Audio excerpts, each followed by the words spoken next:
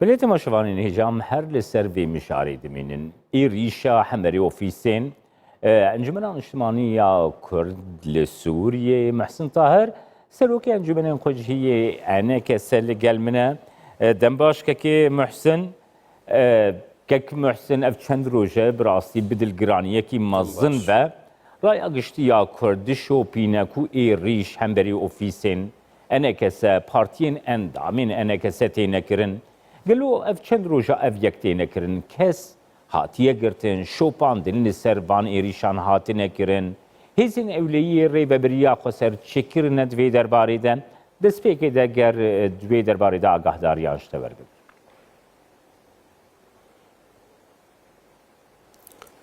بله شخوا دەستپێکێ سپاس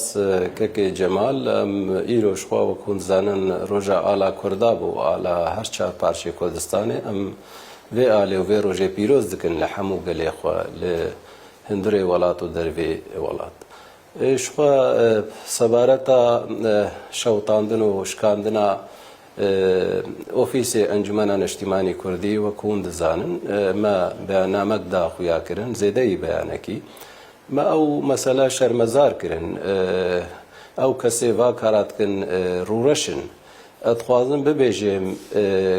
که جمال یعنی اف چند روزه درباز بوین جلدا کردی ده یعنی بسر و بریخوا خلقك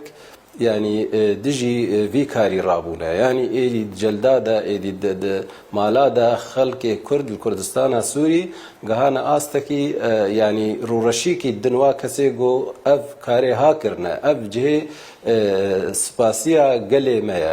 زايدان يعني أفكاري بوين براستي تبليهافين يعني ما بس أواجو تبليهافية شيكين مناخات يكريزية بتيك ببين لي أزواجي ببيجم براستي ككي جمال يعني أموك أنجمنا نشتماني كردي أم رجدن لسر يكريزي ويكيتيا ناب مالا كردي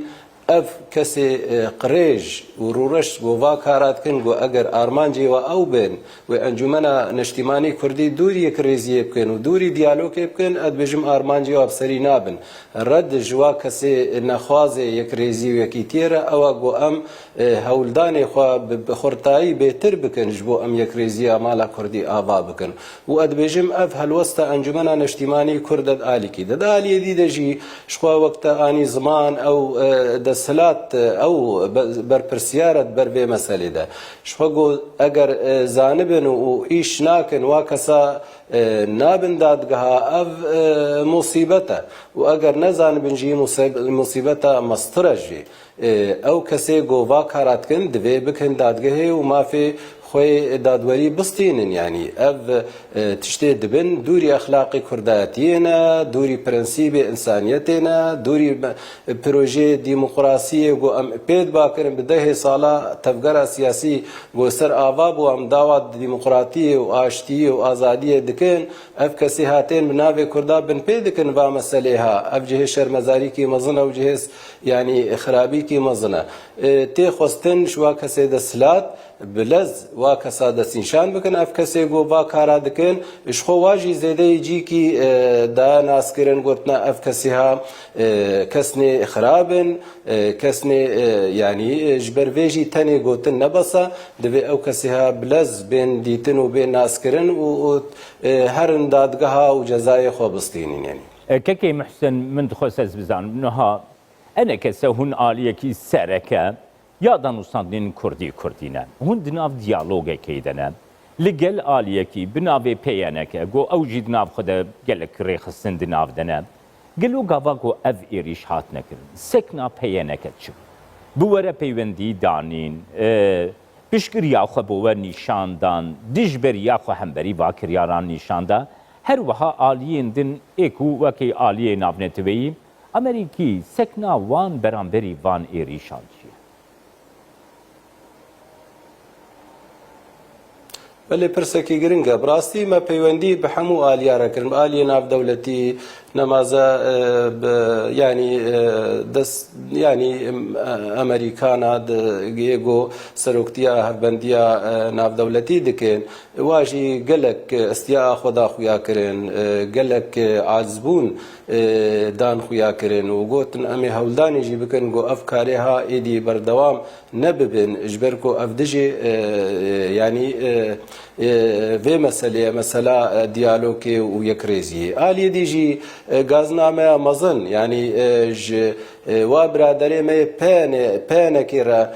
gerek şkêmayî wa jî beyanamek derxist baş ber ku ew cuda cuda eger em wa dibînin eger di kolana de eger di ofîsa de dirûnin bêjin ev tiştê hat ev tiştê dibin tiştê xirabin tiştê nebaşên آلوزی شکری رزیا کردی را چیت کن دیالوگی را چیت کن لی مخاجه مخابنیه گبرنگ کی فرمی بیانه کی تصریح کی نادرخن گرک درخن اوجی بیجن دریا فرمی را بیجن اف کار دبن دیالوگا کردی پاش دیخن تأخیر دکن آلوزیال پیشیاوی چیت کن لی حتی نهاجی جه مخابنیه دیسا دریا قنالا و موقر ام شوارد بیجن گرک برسوا وهبه گرک رد بکن و کاریها وقتی بیجن اف کاریها کارنی قریجن و نباشن و کسی خراب با کارات کن گلو پرسکتی کرن جبر چه بیان نامه او پیانه که بیان نامه کی نادر خیب رنگ کی فرمیش گلی خورا نابیجی اف جهه سکنیه و جهه پرسیه شواتی کرن دیسا ام بیجن اف کسی گو برنگ کی جدا جدا الوید درادی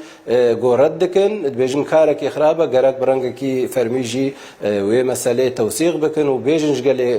مره که محسن ها دریا گشتیا کرده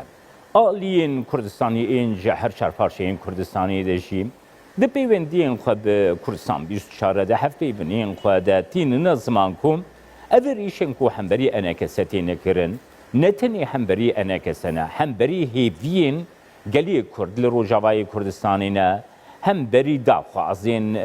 خلکی مل روجاوای کردستانی نه کود ناف روشکی آلوز ددجن ev diyalog dikari bû hêvî yekî ji bo xelkê Rojavayê Kurdistanê peyda bike ev êrîş di jîwan hêviyan e jî.